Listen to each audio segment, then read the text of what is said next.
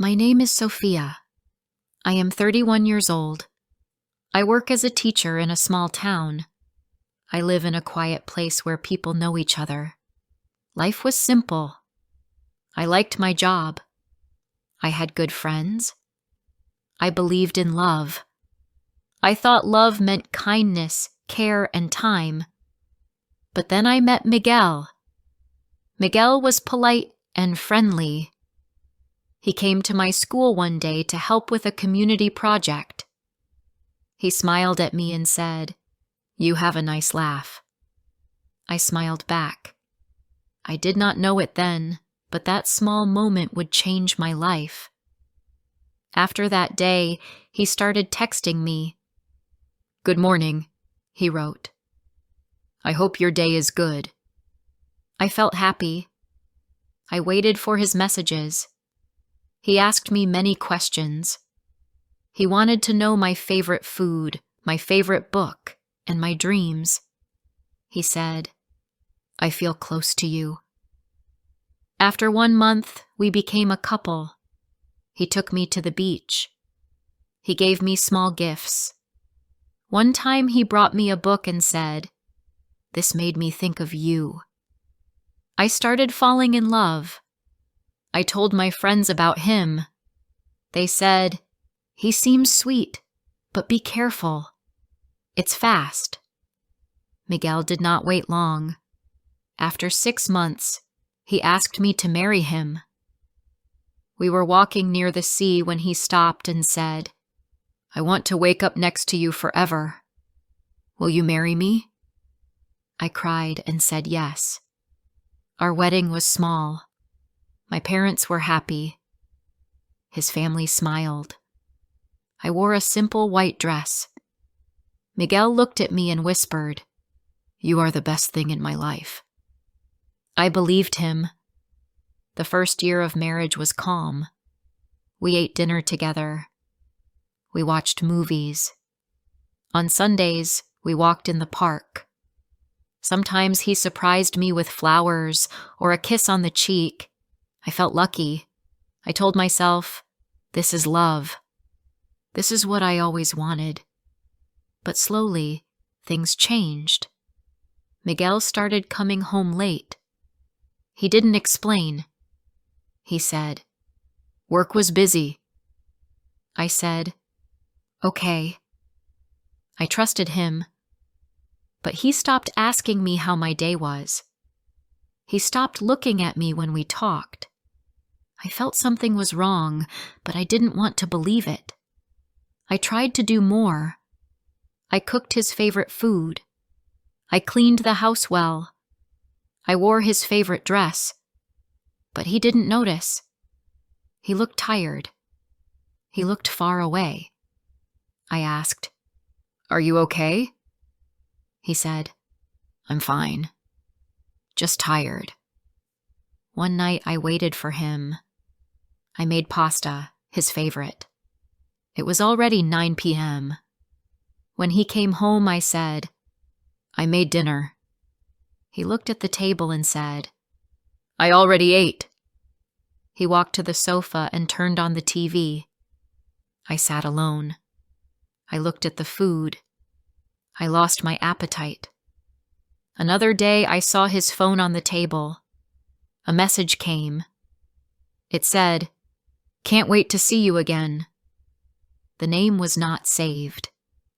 I asked, "Who is this?" He grabbed the phone and said, "Don't touch my stuff." I said, "I'm your wife. Why are you hiding things?" He stood up and said, "Stop acting crazy." Then he left the house. That night, I didn't sleep. I looked at the ceiling. My heart felt heavy. I asked myself, what did I do wrong? I remembered our wedding. I remembered the way he looked at me. That man was gone. The next day, I made coffee. He took the cup without saying thank you. He sat on the sofa, scrolling on his phone. I looked at him and felt cold inside. He used to say, "I love your smile." Now he didn't even look at my face. I tried talking to him again. I said, "Please tell me what's wrong." He said, "You always ask too many questions." I asked, "Do you still love me?" He didn't answer. I felt invisible. Weeks passed. The house felt like a quiet hotel. He came and went. He didn't say much. He didn't ask if I was okay. I cried in the bathroom so he wouldn't see. I didn't want to fight. I just wanted to understand. One weekend, he was gone all day. He said nothing about where he went. He came home late and his shirt smelled like perfume. Not my perfume. I looked at him and said, "Are you with someone else?" He didn't shout. He didn't even act surprised. He just said, "That's none of your business." I felt like my heart broke into pieces. I told my best friend Marta. She said, "You gave him love. He gave you silence." I cried.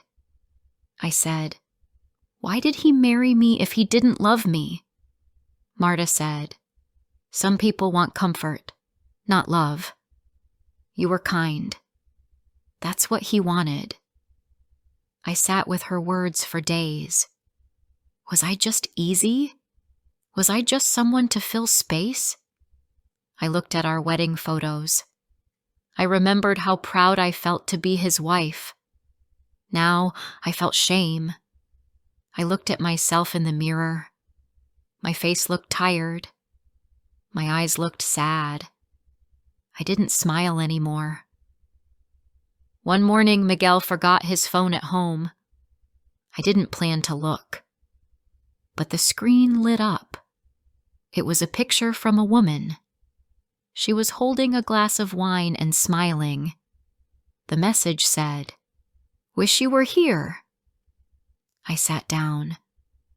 My hands were cold. I read old messages. "You make me happy," he had written to her. "I feel alive with you." I felt sick. He never said those things to me anymore. When he came home, I was quiet. He saw his phone on the table. He looked at me. "Did you go through it?" I said, "I saw enough." He didn't say sorry. He just said, "Well, now you know."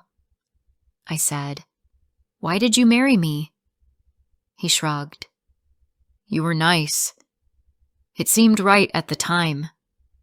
That answer broke me more than the affair. I was not special to him. I was just easy to be with. I gave him love. He gave me emptiness. That night I packed a small bag. I didn't cry. I didn't shout. I just left. I went to Marta's place. She opened the door and hugged me. I felt safe. I felt like someone saw me again. I was not ready to move on. I was not ready to smile. But I knew one thing. I would not live like that anymore. I stayed at Marta's house for a few days. She gave me a room, clean towels, and a warm blanket. She made tea for me every evening. She didn't ask too many questions. She just said, "Rest. You don't need to explain everything now." At night, I lay in bed and stared at the ceiling. My heart felt quiet, but not peaceful. It felt empty. I remembered how happy I was when Miguel asked me to marry him. I remembered the little notes he once wrote. Where did that man go? Or was he never really there? On the third morning, I called my job and said I needed time off. My voice shook when I spoke, but my manager was kind. "Take all the time you need," she said. I thanked her and hung up. I sat in the kitchen with Marta. She asked, "What are you going to do?" I shook my head. "I don't know." She looked at me and said, "You don't have to decide everything now, but you can't live in the dark anymore. You were not the one who lied." Her words made me feel stronger. That afternoon, I went back to the house. I knew Miguel would be at work. I didn't want to see him. I just wanted to collect my things. I walked into our home, no, his home now, and looked around. Everything felt cold. The sofa, the chairs, even the light. I used to love this place. Now I just wanted to leave. I packed my clothes, my books, and my favorite mug. I took my wedding ring off and placed it on the table. Then I wrote a short note. "You broke something I gave with love. You didn't protect it. I hope one day you understand what that means." That night I cried again, but only a little. Not like before. This time, the tears didn't come from confusion. They came from truth. I stayed with Marta for 1 month. During that time, I read books, went for walks, and sometimes just sat by the window. I watched the wind move through the trees. Life felt slower, but something inside me began to wake up. One morning, Marta said, "Let's go out, just for lunch." I didn't want to at first, but she smiled and said, "You need fresh air. Come on." We went to a small cafe near the lake. The place was quiet. A few people sat outside, reading or drinking coffee. As we waited for our food, a man walked in. He looked about my age. He smiled at the waiter and said, "The usual, please." Then he sat at the table next to us and opened a notebook. I looked at him for a second, then looked away. After a few minutes, he said to the waiter, "Can I have extra honey with my tea? My mom says honey helps with a tired heart." I smiled without meaning to. He noticed. He looked at me and said kindly, "Sorry, did I say that too loud?" I said, "No." It was nice. My mother used to say the same thing. He smiled. Mothers are wise. Then he went back to writing. We didn't talk more that day, but for the first time in weeks, I felt human again. Seen. Not invisible. Later, Marta said, "He was sweet. You smiled." I said, "Only a little." She said, "That's more than yesterday." Over the next few weeks, I went back to the same cafe. Sometimes I saw him. His name was Daniel. He was a writer. He came there to work on his book. We didn't always talk, but when we did, it felt easy. He asked me what I did. I told him I was a teacher. He said, "That's a beautiful job. Helping people grow." I smiled and said, "Sometimes I wonder if I've grown myself." He looked at me gently and said, "You're growing now." One afternoon he asked, "Can I walk you home?" I said yes. We didn't hold hands. We didn't talk about deep things, but I liked the way he walked beside me.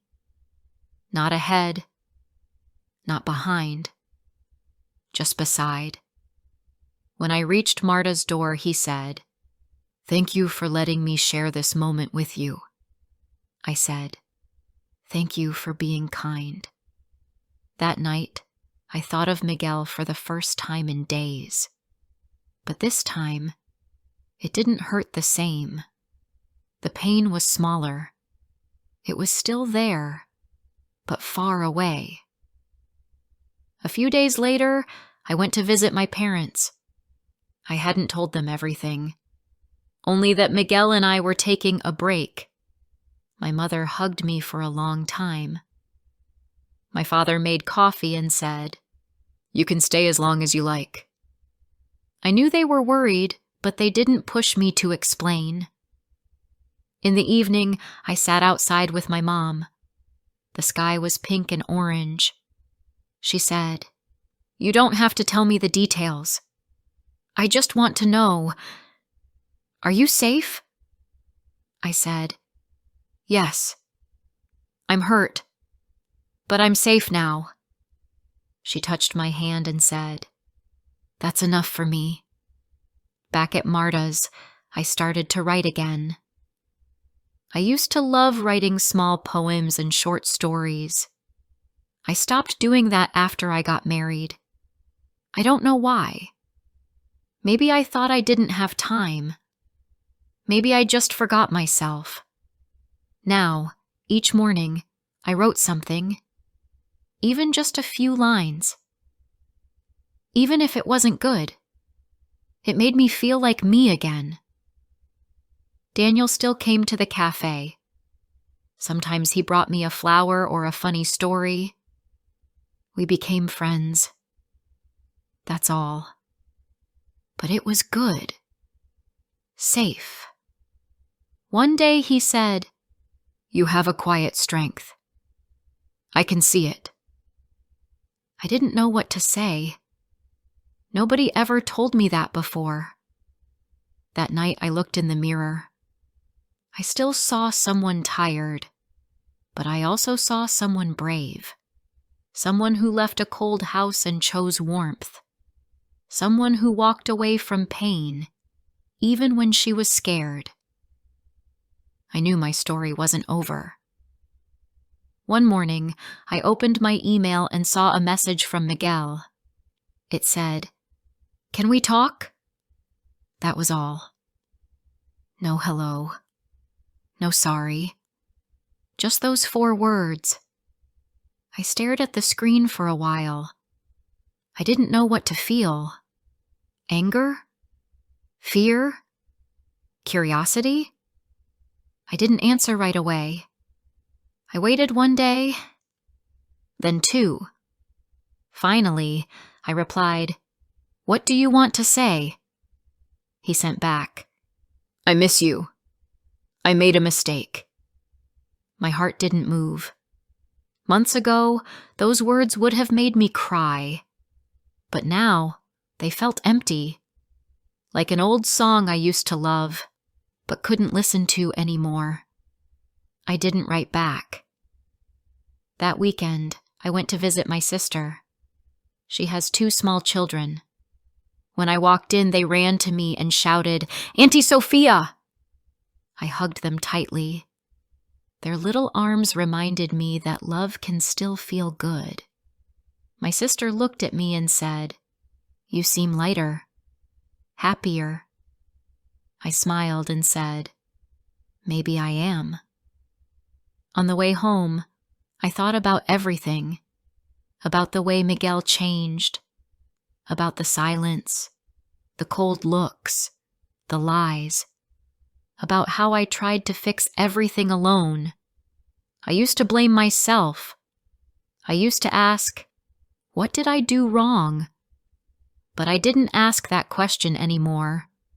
I knew the truth. He didn't love me the way I loved him. He loved the way I made him feel, important, strong, needed. But he didn't see me. He didn't protect my heart.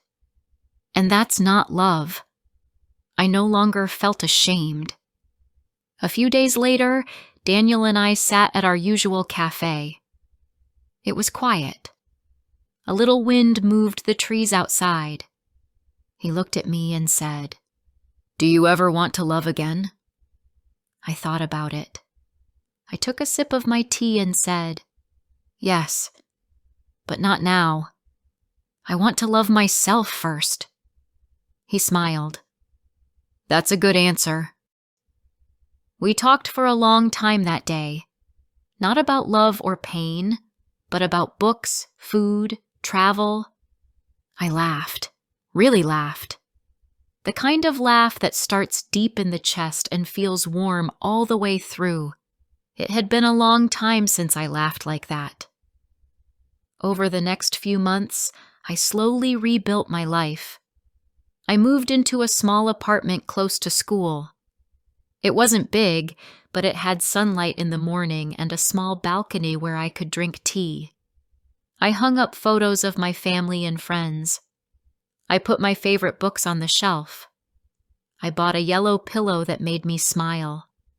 Every small thing felt like a step toward peace. One evening, I opened a box of old things. Inside was my wedding photo.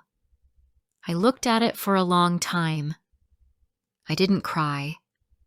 I didn't feel sad. I just felt done. I put the photo back in the box and closed it. One day at school, a student asked me, "Miss Sophia, why don't you wear a ring?" I smiled and said, "Because sometimes the wrong ring has to come off before the right one can find you." She nodded like she understood, even if she didn't fully. Daniel and I stayed friends. Maybe that's all we'll ever be. Maybe not. But I don't worry about it. He respects me. He listens. That is enough for now. Sometimes I still hear from Miguel. A short message. A small question. "How are you?" I never answer. He had my heart once. He broke it with silence. Now I protect it myself. One afternoon, I stood by my window and watched the rain fall. The drops hit the glass gently. The world felt quiet. I held a cup of warm tea and thought, this is peace. This is mine. I didn't need big things. Not a big house. Not a perfect man. I just needed to feel safe. To feel seen. To feel like myself again. And I did. I know many women stay in cold marriages. They stay because they are scared, or tired, or because they hope things will change. I understand that. I was almost one of them. But I'm here to say, you can leave. You can choose yourself. You can heal. It takes time. It takes pain. But you can do it. I am not broken anymore. I am not weak. I am not alone. I am Sophia. I am 31 years old. I walked away from someone who didn't love me. And I am proud of that.